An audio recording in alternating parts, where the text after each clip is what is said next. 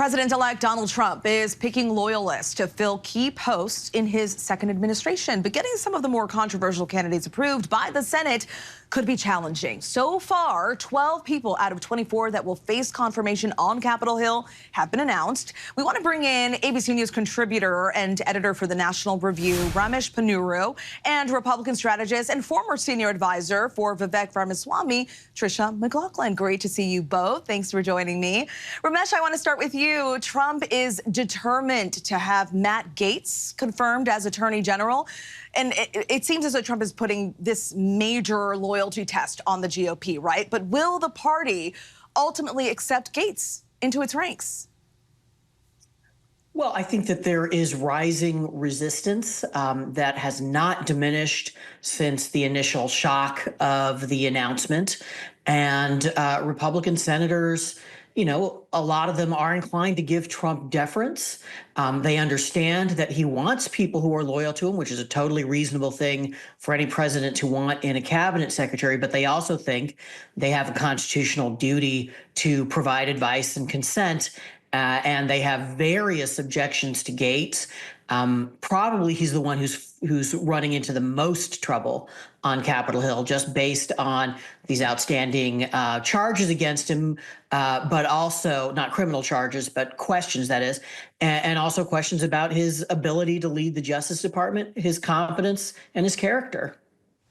And Tricia, Trump has made it clear that he sees Gaetz as an important addition to his cabinet. You just heard from Ramesh. There's been tremendous resistance. I'm sure you've heard of that resistance too. But there is the House Ethics Committee probe into allegations of sexual misconduct surrounding him, which he's denied. There are so many other Republicans and congressmen. Why is Trump going with Gaetz? Why was this his person to put forward?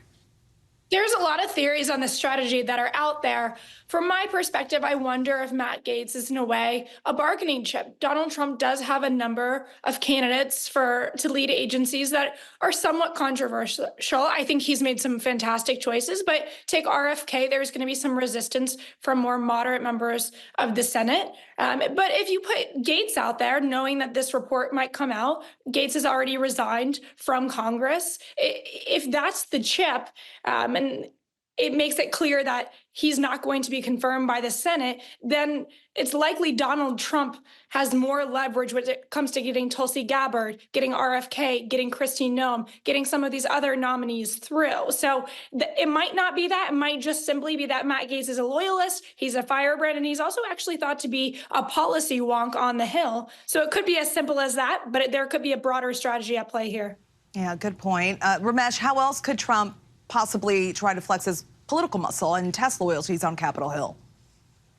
Well, you know, this campaign has not really begun in earnest, in the sense that Trump hasn't started issuing threats to Republican senators saying, you know, I will make sure that you face a primary challenge if you vote against any of my nominees. He could do that kind of thing. And if he did, of course, people on the Hill would take notice, because Republican critics of Trump have over the years tended to have to leave public life because he's ended their political careers, and they would take that seriously. On the other hand, if there are enough Republican senators who object to one or more of these nominees, then it becomes harder for retaliation to be used, particularly since Trump's going to need these senators for other votes.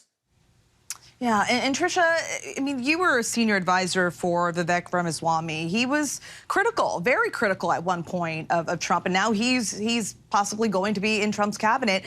Some of these picks have been critical of the former president. How do you think Trump's team is going to then convince the Senate to confirm his most controversial picks, which some of them have been critical of Trump themselves? Well, I think that the number one goal is, can these individuals lead their cabinets? I mean, that's what the Senate's going to be most concerned about. Of course, Donald Trump and his advisors are concerned about loyalty. They're concerned about competence, and if they can carry out President Trump's agenda. I think that the loyalty to Trump is going to be less of a question, of course, for the Senate. They're worried about, are they going to carry out the law correctly? And by the way, do they have good relationships here? We'll see how this all plays out. Ramesh and Tricia, thank you so much again.